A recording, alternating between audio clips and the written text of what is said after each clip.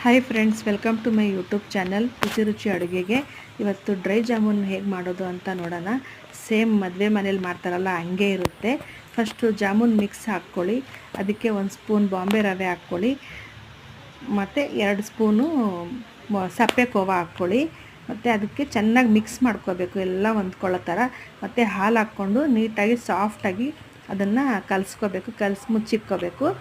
ಮತ್ತು 1 ಲೋಟ ಸಕ್ಕರೆಗೆ 1 ಲೋಟ ನೀರು ಹಾಕಿ ಅದಕ್ಕೆ 1 ಸ್ಪೂನ್ ನಿಂಬೆಹಣ್ಣು ರಸ ಹಾಕಿ ಪಾಕ ಮಾಡ್ಕೋಬೇಕು. ಅದು ಸಣ್ಣ ಉರಿಯಲ್ಲಿ ಪಾಕ ಮಾಡೋಕ್ಕೆ ಇಟ್ಬಿಟ್ಟು ಇದನ್ನೆಲ್ಲ ಉಂಡೆ ಮಾಡ್ಕೋಬೇಕು. ನಾವೇನು ಕಲಸಿಟ್ಕೊಂಡಿರ್ತೀವಿ ಜಾಮೂನ್ ಮಿಕ್ಸ್ನ ಅದನ್ನೆಲ್ಲ ಸಣ್ಣ ಸಣ್ಣ ಉಂಡೆ ಮಾಡಿಕೊಂಡು ರೆಡಿ ಮಾಡ್ಕೋಬೇಕು. ಈಗ ಒಂದು ಬಾಣಲಿ ಇಟ್ಕೊಂಡು ಅದಕ್ಕೆ ಎಣ್ಣೆ ಹಾಕ್ಕೊಂಡು ಒಂದು ಸಣ್ಣ ಉರಿನಲ್ಲಿ ಇಟ್ಕೊಂಡು ಅದಕ್ಕೆ ಜಾಮೂನ್ ಹಾಕ್ಕೊಂಡು ಎಲ್ಲ ಉಂಡೆ ಮಾಡಿರ್ತೀವಲ್ಲ ಅದೆಲ್ಲ ಹಾಕ್ಕೊಂಡು ಒಂದು ಗೋಲ್ಡನ್ ಬ್ರೌನ್ ಬರೋ ಗಂಟ ಫ್ರೈ ಮಾಡ್ಕೊಂಡು ನೀಟಾಗಿ ಎಲ್ಲ ಎತ್ತಿಟ್ಕೋಬೇಕು.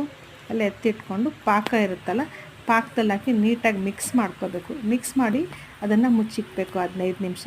ಮತ್ತು ಕೋಕೋನಟ್ ಪೌಡರ್ ಸಿಗುತ್ತೆ ಅಂಗಡೀಲಿ, ಅದು ಕೋಕೋನಟ್ ಪೌಡರಲ್ಲಿ ಎಲ್ಲ ನೀಟಾಗಿ ಹುರುಳಿಸಿ ನೀಟಾಗಿ ಜೋಡಿಸಿಟ್ಕೋಬೇಕು. Dry jamun ready.